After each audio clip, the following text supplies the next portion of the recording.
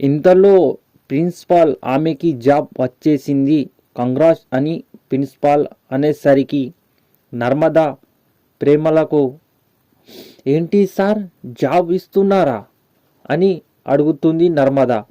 అవును, ఆమె ఇంగ్లీష్ చాలా బాగా మాట్లాడుతుంది, మా స్కూల్కి ఇలాంటి ఇంగ్లీష్ టీచరే కావాలి అని అంటాడు ప్రిన్సిపాల్. ఆ మాట విన్న నర్మద ప్రేమలు దీనికి ఒక్క ఇంగ్లీష్ ముక్క కూడా రాదు, మరి జాబ్ అంటున్నాడేంటి, ఏదో జరిగింది అని అనుమానంగా చూస్తారు. సీన్ కట్ చేస్తే కథ వెనుక చక్రం తిప్పింది ఎవరో కాదు Bhagya. Tell me about yourself అని ఇంగ్లీష్లో అడిగేసరికి శ్రీవల్లికి ఏమీ అర్థం కాదు. వీడేంటి ఒక్క ముక్క కూడా తెలుగులో మాట్లాడడం లేదు, భయపడిపోతున్నా. దేవుడా, మామయ్యకి విషయం చెప్తే నా చింపి కట్టేస్తాడు, నాకు ఇలాంటి పరిస్థితి వచ్చేసిందేంట్రా దేవుడా. కంగారులో భయపడుతుంది శ్రీవల్లి. అది గమనించి ప్రిన్సిపాల్ నీకు ఇంగ్లీష్ రాదని తెలుస్తుంది, నువ్వు ఏమేం ఇంగ్లీష్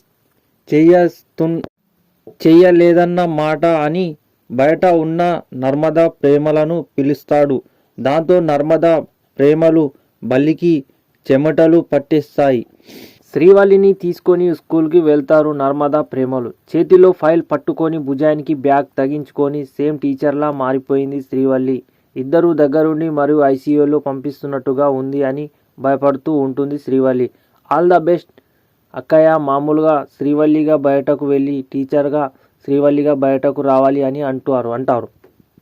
నర్మదా ప్రేమలు భయంతో గుండె ఆగిపోయినట్టు ఉంది, కాస్త గ్యాప్ ఇవ్వండి అని భయపడుతూనే ఇంటర్వ్యూకి వెళ్తుంది శ్రీవల్లి. ఎక్స్క్యూజ్ మీ సార్ అని ఐఎమ్ కమింగ్ అంటూ ఇంగ్లీష్లో తూట్లు పొడుస్తుంది Srivalli. Coming, take your seat అని ప్రిన్సిపాల్ అంటే అర్థం కాక దిక్కులు చూస్తుంటుంది శ్రీవల్లి.